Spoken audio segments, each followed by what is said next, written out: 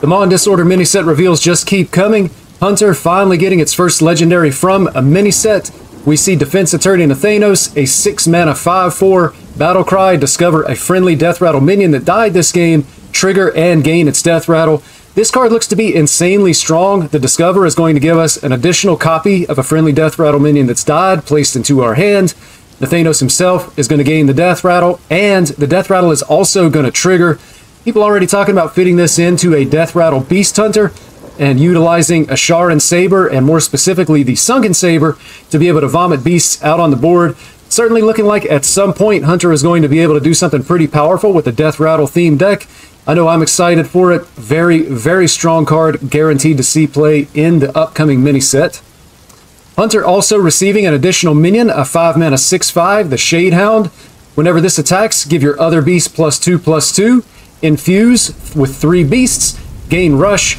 This card is definitely interesting. It's going to have some synergy with Pet Collector, being able to pull it out of your deck and put it on the board immediately. Of course, it will not be infused unless you're able to utilize the Infuse While in Your Deck card that's also being released with the mini set. But at the end of the day, I'm not sure that this is going to be good enough to make the cut. If it's infused and if you can play it on the board and you have a board of beasts that can be buffed with +2/+2, it's going to be really strong. But it kind of puts me in the mind of Enrage Warrior. While the buff is really good, it might not be possible to get the infuses, and you still have to have the board full of beasts. On some level, it's almost like a win more card. I'm not sure how that's going to play out in the mini set. Could be good, may not be good. I'm a little bit on the fence with this card. Hunter also receiving an additional secret. Motion Denied, 2 mana. After your opponent plays 3 cards in a turn, deal 6 damage to the enemy hero. This card looks to be insanely strong. Hunter getting a Fireball feels really, really powerful, whether it's in aggro Hunter or in sometimes the slower mid-range Hunters really lack damage from hand to be able to finish your opponent. When you get this card in play, your opponent is able to play around it, which is a drawback to the card. However, if we force our opponent to play 2 cards or less every single turn, that in itself is an advantage of its own. It's disruption of your opponent's game plan. And if they just have to eat 6 damage, then that's absolutely huge, especially considering the other things that Hunter has access to, like the hero power. It's going to be a lot easier to pressure your opponent's health total, especially non-Renathal decks. Also, word on the street is the Beaststalker Tavish version of this secret is going to do 9 damage. That is absolutely insane. I think this card is great, and I can't wait to be able to get my hands on it. Paladin receiving support for a couple of different archetypes. We see Pure Paladin is getting some help with Class Action Lawyer, a 2-mana 2/3. Battle Cry, if your deck has no neutral cards, set a minion stat to 1/1. So for Pure Paladin, this is just an additional way to be able to remove big threats on the board. You set them to 1/1, they're very easy to be able to clear there. The problem with that is, I think Pure Paladin already has access to Equality, it has access to Righteous Defense. Again, it feels like removal that maybe the class just doesn't need. Not quite sure how good this card is going to be, and if you actually want to fit it into your Pure Paladin, although the 2 mana cost and the 2/3 body are some pluses in this card's favor. Paladin also receiving a 2 mana spell, Order in the Court. Reorder your deck from highest cost to lowest cost and draw a card. It has a pretty significant effect. It's going to remain to be seen whether or not we'll be able to figure out a way to use this card to its maximum potential. 2 mana draw a card is pretty standard in Hearthstone. Reordering your deck from the highest cost to the lowest cost is really interesting. We could guarantee that we draw our highest cost card on the next turn. It's going to depend on the deck building. What do we want that highest cost card to be? Whether it's something like the Countess, or if it's something as high-end as Denathrius, or maybe even the Jailer. It's going to be ways for us to be able to execute our game plan perhaps a little bit more consistently. But reordering your deck from highest to lowest also has its drawbacks.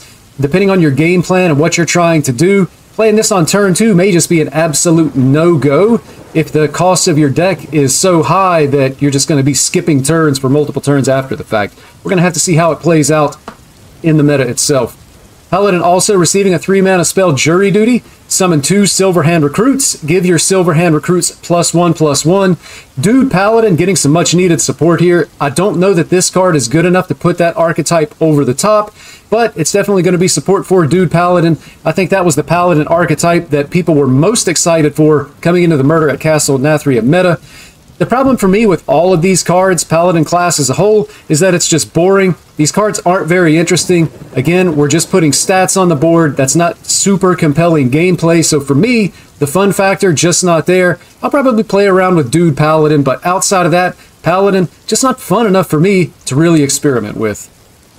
Warrior receiving a little bit of Enrage Warrior support in the form of a 3-mana 3/2 Weapons Expert. Battlecry, if you have a weapon equipped, give it +1/+1. Otherwise, draw a weapon. I like this card in the Enraged Warrior archetype. It gives us an additional way to be able to draw the weapon so that we can buff our damaged minions on the board. My experience with Enraged Warrior is that if you don't draw the weapon, you just don't win the game. Being able to buff your minions with things like Cruel Taskmaster and Sanguine Depths, really just not quite good enough.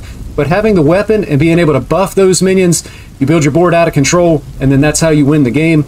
This card probably not quite as good as what people would have hoped for in terms of a risky skipper, being able to do that global damage to your board, but it could be just good enough to be able to make this into a competitive archetype within the Hearthstone meta.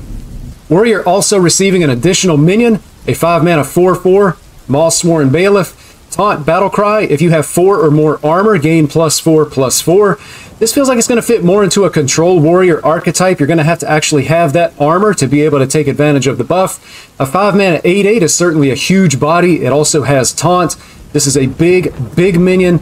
A little bit of support for Control Warrior. I don't know that it's going to be enough to bring Control Warrior back into the meta. To be honest, I hope that it doesn't. I find Control Warrior to be exceedingly boring. I can't stand turn 2 rope hero power. And Control Warrior, the games are just way too long. Hearthstone doesn't need it. Warrior also receiving 1-mana Call to the Stand. Your opponent summons a random minion from their hand. Again, this feels like Control Warrior support. Being able to pull a minion out of your opponent's hand onto the board, and then you have a lot of armor and you shield slam it to be able to remove that minion. Allows you to remove a threat from your opponent even while it's still in their hand. Again, I hope Control Warrior does not get good again. It's just not good for Hearthstone, in my opinion. The games are way too long, and it just ruins your play session if you run into even just one of these, but certainly more than one Control Warrior. It just is really bad for the game, in my opinion. That's going to do it for part 3 of my Maw and Order card review. As more cards are revealed, you'll be able to come here and find them reviewed. I'm Uncorrupt. Thank you for watching.